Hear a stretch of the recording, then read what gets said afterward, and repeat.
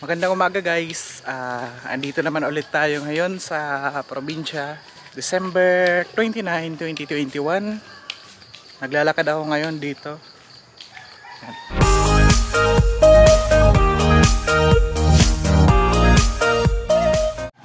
Bali ngayong araw guys, papunta tayo ngayon ng Suwaigot.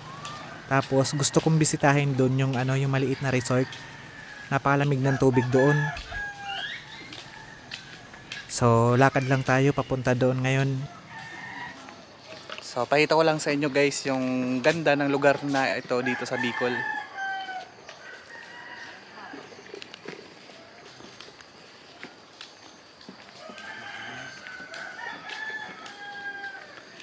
Bali, nandito tayo ngayon guys sa Miss Piña, Tabaco City, Albay. Tapos, papunta tayo ng Suwaigot. Yan. Hindi ko alam kung anong pangalan ng bundok na ito na nakikita natin dito ngayon sa video.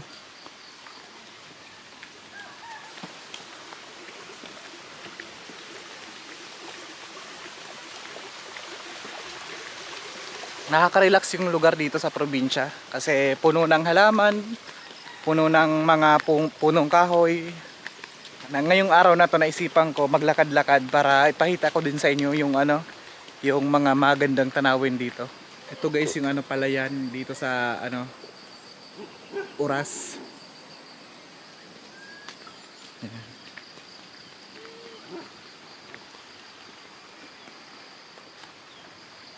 Tapos ito yung kanalang ito dito sa guys sa Bicol. Pero malinis yung yung tubig niya. Ayan dito siya nanggagaling.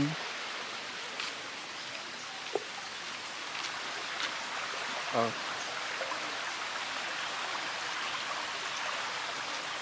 Ang linis. Tapos iyon, itong mga palay na to malapit na silang ayan, may mga bunga na pala sila ngayon. Ayan, may mga bunga na. Pero uunti pa lang. Siguro mga ilang buwan pa sila bago mahinog yung mga bunga nila. May mga bata na mga cute. Sa mga taga saan kayo kuya? Doon? Okay. Mga taga doon daw sila. Yan. Ito yung palayan dito sa Bicol. Diba? Relaxing yung lugar.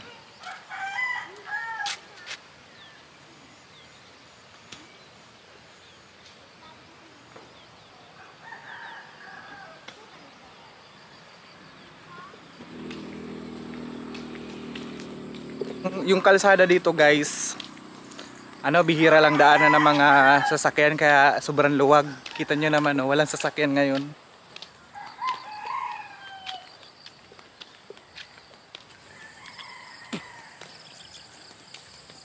May mga baka. May kalabaw.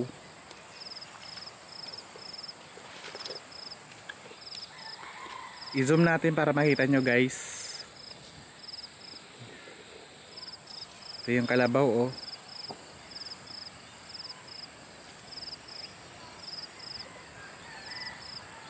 Meron pa doon na may nakita akong baka, ewan ko lang ayun, may doon sa dulo na yun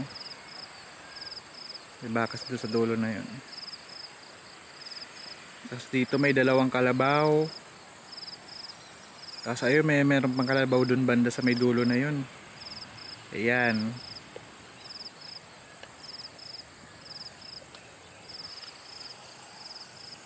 Nagpapastol siya ngayon ng baka.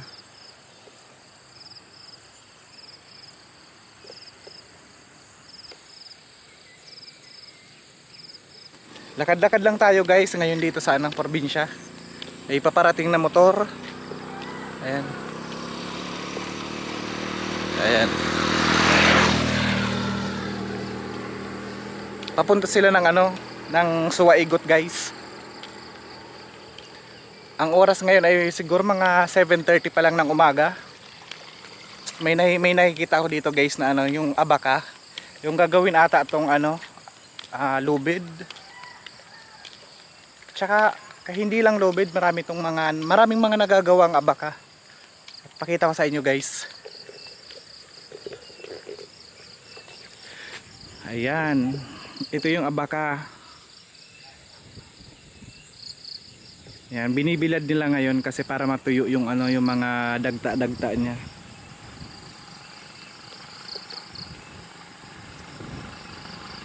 Tapos ito guys, kung may nakikita kayo ditong ano, ano tawag dito? Hose ba? Tama, hose. Daanan to ng tubig. Tapos yung tubig dito guys, wala namang binabayaran yung mga tao dito kasi libre lang ito para sa lahat. May sira nga lang ngayon dito sa may banda dito. Ang lakas ng ano, tagas. Pero ayusin naman nila to.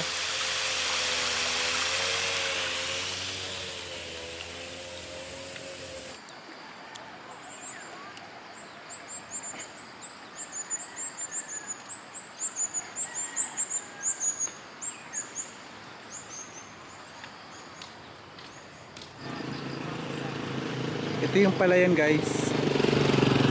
Tapos ito yung itatanim nila pag ano, pag marami-rami na. Ay kapag medyo malalaki na. Or kapag ready na yung lupa na pag lilipatan nila. Ayan. Ayan.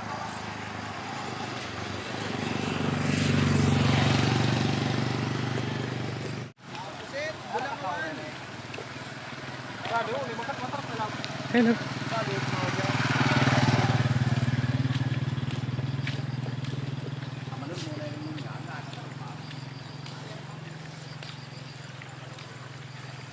Napakasariwa ng hangin dito sa probinsya. Malamig pa. Simple lang yung pamumuhay pero walang masyadong mga problema. Yung mga bahay, yan o, simple lang. Simple lang yung pamumuhay nila. Pero malalayo sa mga malalaking problema. Yan, ganda nito oh. Maraming halaman sa tapat. Tapos may saging sa unahan. Ito. May mga batang naglalaro. Ito pa guys oh. Malinis yung ano nila dito, ilog talaga. Kana lang to.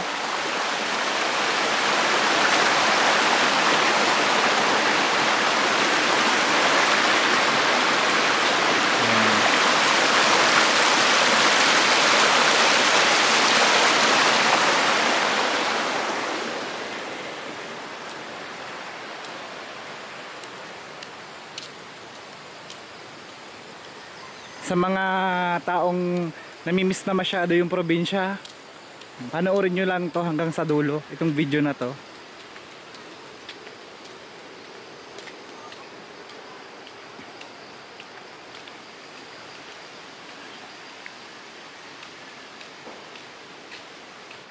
Yan.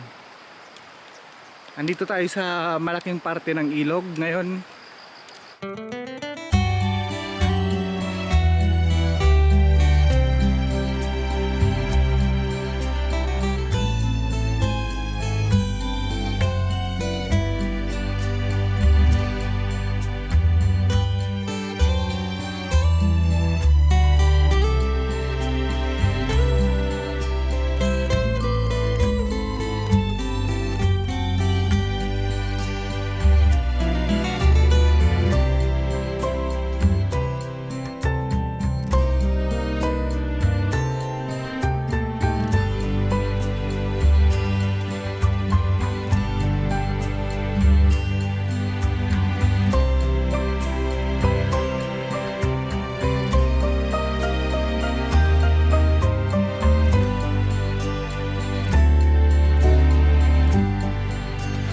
Nakikita nyo guys yung mga dahon na yan. Ayan, gumagalaw kasi medyo malakas-lakas yung hangin dito sa lugar na to. Ganda. Lamig.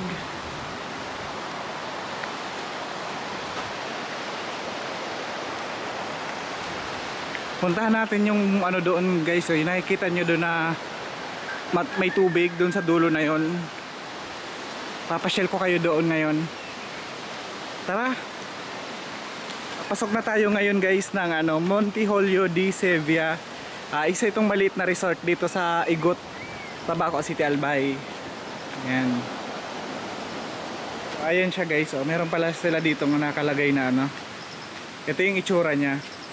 Monte Holyo de Sevilla Spring Resort. Spring Resort. Tara guys, pasok tayo doon sa ano, sa resort na 'yon. Tapos pakita ko sa inyo kung ano bang nandoon ngayon. So bago tayo pumasok dito sa resort, ito yung bukana niya, oh. Makikita nyo guys. Ayan.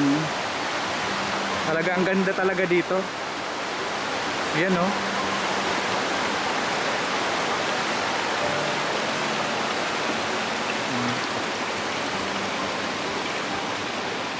Ang ganda.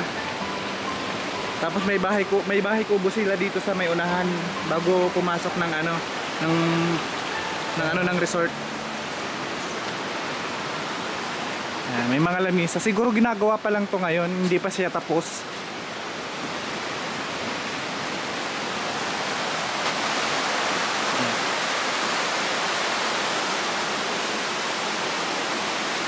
Hindi ko alam kung kung ano yan yung bahay na yan na maliit.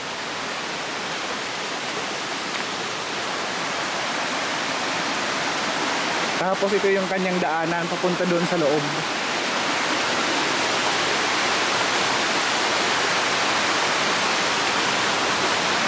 Yan guys, so pakita ko sa inyo.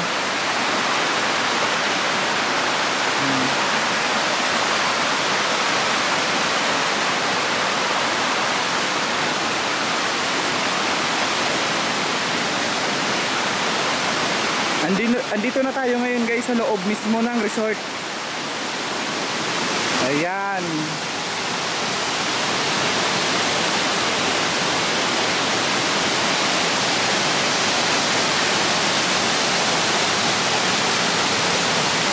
Natural lang yung tubig niya, walang halong mga chlorine. Galing talaga sa bundok, tapos ang linaw pa. Ayan, oh. Malinaw ng kanyang tubig.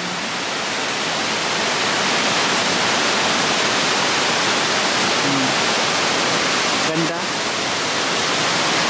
Punta tayo dun sa dulo. Ayan guys, oh.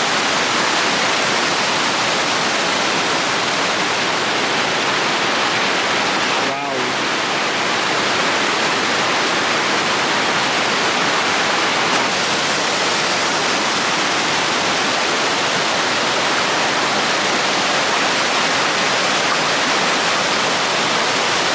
Puro tubig siya guys.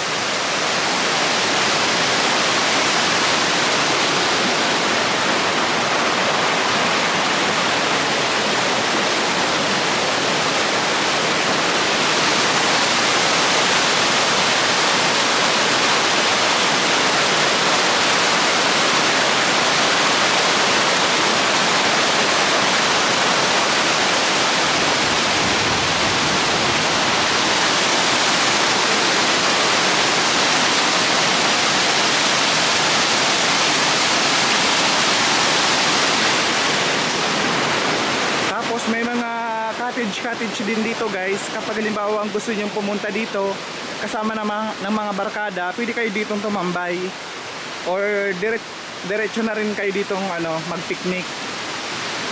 Ayan.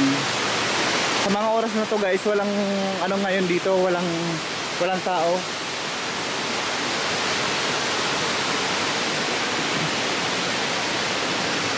Ayan. Ang ganda.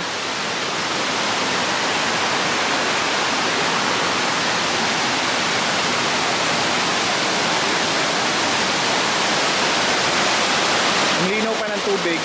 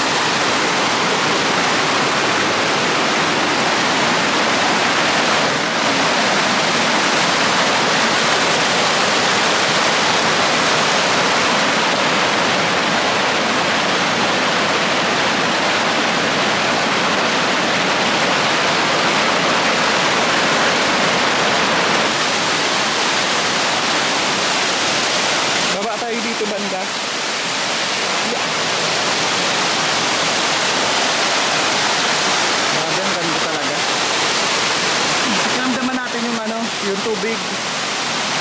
Sobrang lamig. Ang lamig ng tubig. Feeling ko giginawin ako agad dito eh. Ang lamig. Tama-tama talaga to pag pag tuwing summer. Guys, sobrang lamig ng tubig dito.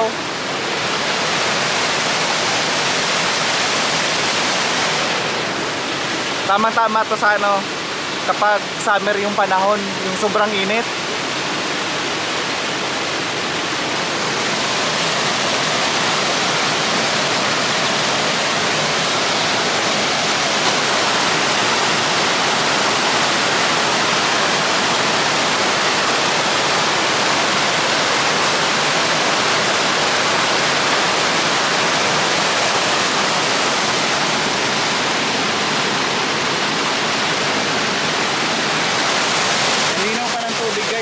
Kitang-kita yung ilalim.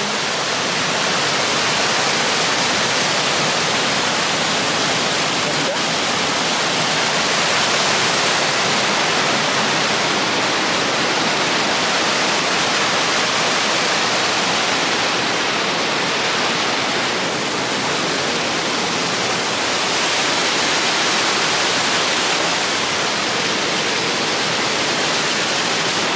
Kaya guys, kung halimbawa gusto nyong magbakasyon dito sa Bicol, punta lang kayo dito sa resort na to. Sa lamig pa lang ng tubig dito, siguradong sulit na sulit talaga yung ibabayad nyo. Mura lang pati ang entrance dito. Parang lang ata yun, 20 pesos lang per head.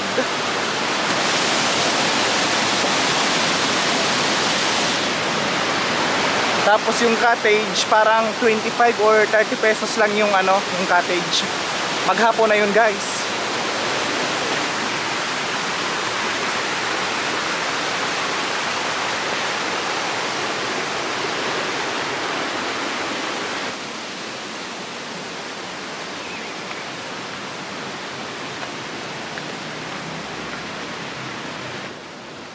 Ito pala guys yung niya oh. Yung entrance sa adult 20 pesos lang, tapos sa children 10 pesos lang. Murang-mura.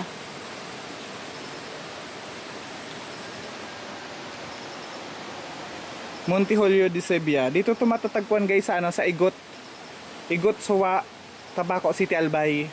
Pag galing ka pala ng Tabaco, sasakay ka lang ng tricycle na papuntang Igot, yung kulay pula na tricycle. Sa mga gustong mamasyal dito sa resort na pinuntahan natin ngayon, so kung galing ka ng Tabaco, sasakay ka ng tricycle na papuntang Suwa, Igot, yung kulay pula na tricycle. Bali makikita mo yun doon sa doon sa may malapit sa Tabaco City Mall. Kulay pula siya na tricycle. Mas maganda kung kasama mo na rin pati yung mga barkada mo para enjoy talaga yung pamamasyal nyo dito sa dito sa resort na to.